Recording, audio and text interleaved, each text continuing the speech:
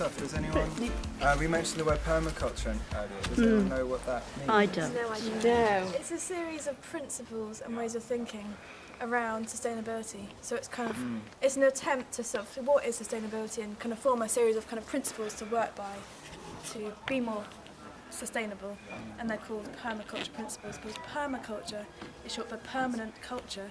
So it's, as opposed to looking at, well, our society is generally looking at short-term gain and sort of looking at what we can get in the short term. This is about looking at how we can create systems that will just be in place permanently, and will just much less effort, because once you've got them in place, they're just there, as opposed to doing something quickly, getting a quick result, and then be like, oh, I've got to work again to get another quick result. So it's like kind of, there's a series of principles, and they're just ways that you can apply them to your garden, which is the most obviously applicable way you can apply them to. But I think they can also also be applied to kind of looking at social situations. I'm trained as a designer. I do service design, so I've been interested in looking at how you can apply permaculture principles to designing services, designing public services, and sort of making them more sustainable. Wow.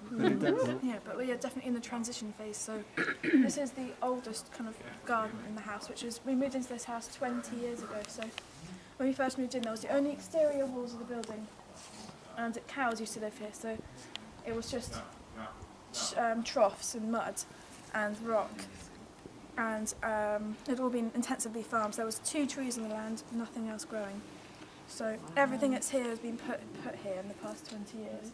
So this is all kind of, but personally less interesting, but just a kind of ornamental garden.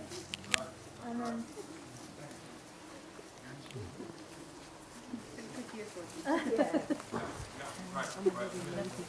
So what we've just done, you can't see it here, but we've just planted a whole lot of garlic bulbs under the trees. Because garlic and apples work well, they companion well together. The garlic bulbs, they provide like a barrier against the grasses, and one of the things that competes most with fruit trees is grass. So it creates a barrier for that, and it also has fungicide, antifungal qualities, or it balances the fungus in there. So that you see here, there's like scab on this apple. Yeah. Hopefully next year there shouldn't be any, because the garlic actually protects the apple tree against the scabs. We're also going to do probably next year nasturtiums, which have sort of anti-pest, more in like insect pests. They have anti-pest qualities, and they exude a hormone which does that, and then the trees absorb it through their roots, and then it actually like is in the apples, the same like nasturtium like taste actually.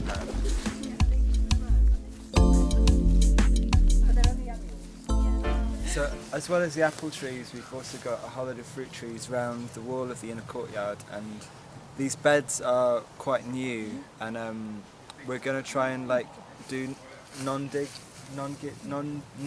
gardening with them. So we're going to try and just slowly, progressively over the years, just build up more and more mulch, and just really try and build the soil as much as we can, because the ground actually beneath this lovely layer of grass is actually very, very stony and very, very rocky, and then we just want to build the organic matter as much as possible and plant as much as we can perennial plants.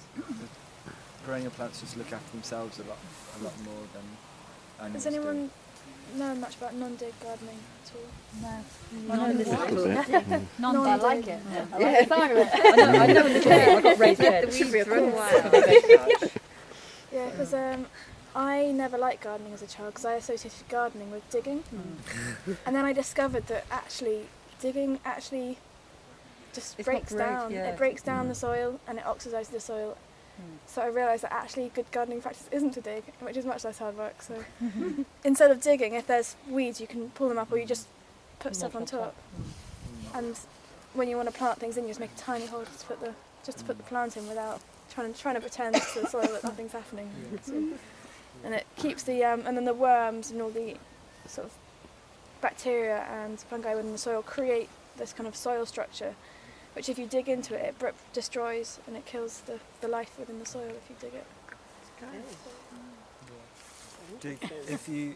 I've got a friend who works in botanical garden. He said that digging brings the nutrients to the surface so that they're very immediately available, and that's why a lot of like you know, in like heritage gardens and things, they'll do like digging and double digging, but it's less sustainable in the long run, because in order to sustain that, you need to keep importing nutrients onto it. You need to keep on applying loads and loads of stuff.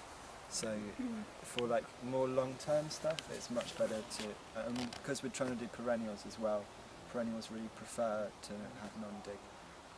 Apparently though, if you do try non-dig gardening in your own gardens, if you have been practicing dig gardening, you'll have like a year where the yield is not very good, and then it'll progressively get better. But this is this year.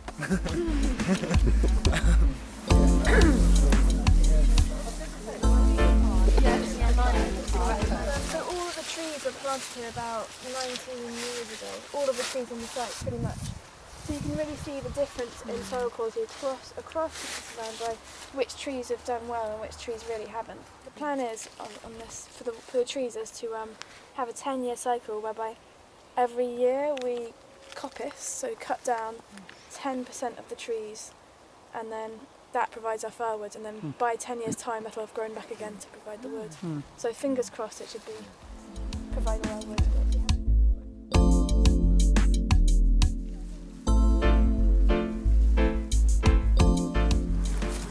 A lot of permaculture principles kind of lend themselves to this idea of forest gardening, which is essentially replicating the kind of qualities and characteristics of a self-sustaining ecosystem such as a woodland or a forest, but putting in plants or food, growing trees, bushes and ground cover that kind of produce a yield for us and also for the land, to build up the land, and also for the and then you also put in plants which look after the other plants, so we put in kind of beneficial, kind of comfrey and plants that attract bees and kind of build up the soil, and nitrogen fixing, and bringing nitrogen up to the surface to kind of help to build that ecosystem more. So we don't have to bring in things because the plants are doing it already. So the first stage of this, because a year ago it was all just grass, is doing this thing called sheet mulching, which is it's a non-dig approach to creating beds, flower beds. So instead of digging into the ground, you just cover the ground and you leave it for a year, and everything just dies back underneath, and the worms come up to the surface and eat everything, and it just, when you pull it back in a year, it's just empty bare land, and it's much richer than if you dig into it, because it hasn't been disturbed or oxidised, it's just kind of cleared itself. So we've got 3 layers. We've got the ground cover, which is the strawberries, and then we've got the middle cover, which is kind of these berry bushes, which are for currants and raspberries. Berries. And then the upper layer, which is the trees, and there's a little fruit tree coming in there as well. Depending which books you read, there'll be sort of between 3 and 7 layers in a forest garden. So some forest gardens will talk about like the upper layer, which is not really for human consumption, it's more like for the birds and the bees, literally. And then you'll have like a mid-level, like a low-level tree, which is more like fruit producing, and then you'll have the shrub and herbaceous layer, and then you'll have the ground cover, which will be like the strawberries, and then you'll have the climbing layer, and then you'll have the roots layer. So there's, I think that's 7. So this until July, it looks all like this. It just had black tarp on most of it, and we've pulled up all the tarp, and we've been really, really busy planting our ground cover layers. We've got wild rocket, which we had some of for lunch. It's very nice too. We've got lots of fennel, various fruit and berries. Some things have more like medicinal rather than like edible uses, such as like lady's mantle here.